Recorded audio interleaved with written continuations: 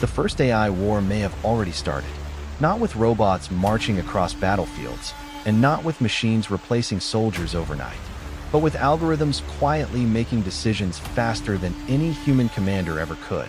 Around the world, artificial intelligence is already deeply integrated into modern military systems. AI analyzes satellite images from space. It scans thousands of signals looking for missile launches. It tracks troop movements, predicts enemy behavior, and processes battlefield information in seconds. What once took military analysts hours or even days can now happen instantly. In some cases, artificial intelligence can even recommend military strategies. And this is where things become both fascinating and dangerous, because modern warfare is becoming too complex for humans to process alone.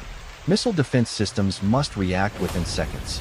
Drone swarms can coordinate attacks autonomously. Cyber warfare happens at the speed of code. To keep up with this speed, militaries are increasingly relying on AI assistance. But this raises a critical question.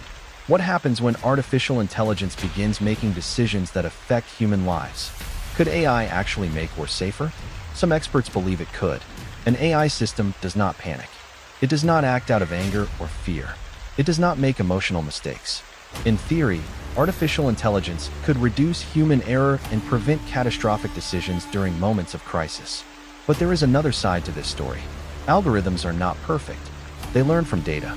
And if the data is incomplete, biased, or misunderstood, the decisions made by AI systems could have devastating consequences. Imagine a system that incorrectly identifies a threat, or a defense network that responds automatically to what it believes is an incoming attack.